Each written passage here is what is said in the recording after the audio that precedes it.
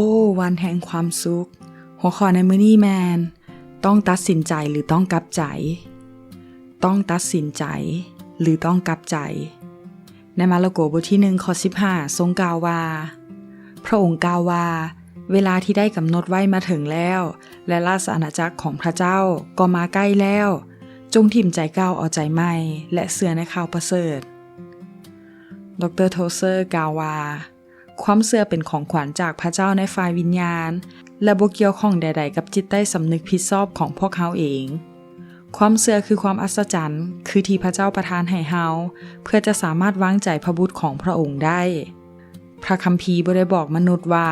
จงตัดสินใจเชื่อเองแต่กลับบอกตรงๆว่าจงกลับใจใหม่พระเยซูเองก็ได้ประกาศชัดเจนว่า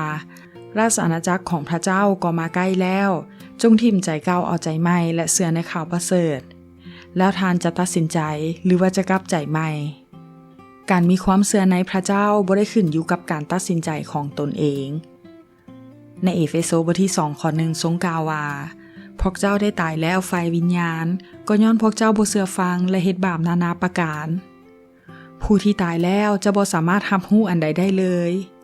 ผู้ที่ตายฝ่ายวิญญาณก็เป็นเช่นนั้นด้วยมนุษย์จะมาถึงพระเจ้าได้เองบ่เป็นไปบ่ได้การกลับใจใหม่เป็นสิ่งสำคัญและจำเป็นต้องเกิดขึ้นในชีวิตของคนบาปทั้งหลายมีเพียงพระวิญญาณบริสุทธิ์เท่านั้นที่เฮ็ดให้เกิดขึ้นได้ผ่านการประกาศข่าวประเสริฐเกี่ยวกับพระเยซูโดยยอมรับด้วยปากและเชื่อด้วยใจแล้วจะได้พ้นในตีโตบทที่3ข้อ5ถึง6ทรงกล่าวว่าพระองค์ได้ทรงโปรดเฮาทั้งหลายให้พ้นบ่แม่นย้อนกิจการอันชอบธรรมที่พวกเฮาเองได้เฮ็ดแต่พระองค์ได้ทรงพระกรุณาสำราญให้พวกเขามีใจบังเกิดใหม่และทรงสร้างพวกเขาขึ้นใหม่โดยพระวิญญาณบริสุทธิ์เจ้าพระเจ้าได้ถอกเทพระวิญญาณบริสุทธิ์เจ้าใส่พวกเขาอย่างล้นเหลือโดยทางพระเยซูคริสต์เจ้าองค์เป็นพระผู้โปรดช่วยให้พ้นของพวกเขาการกลับใจใหม่เป็นงานของพระวิญญาณบ่เกี่ยวข้องกับมนุษย์เลย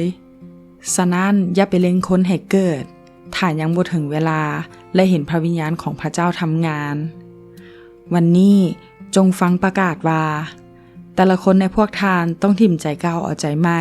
และรับบัพติศมาในนามของพระเยซูคริสต์เจ้าเพื่อว่าบาปกรรมของพวกทานจะได้รับการอภัยและพวกทานก็จะได้รับของประทานจากพระเจ้าคือพระวิญญาณบริสุทธิ์อย่าลืมตรวจสอบตนเองนำว่าได้กลับใจมาอย่างแท้จริงหรือว่าตัดสินใจเชื่อเองขอพระเจ้าอวยพร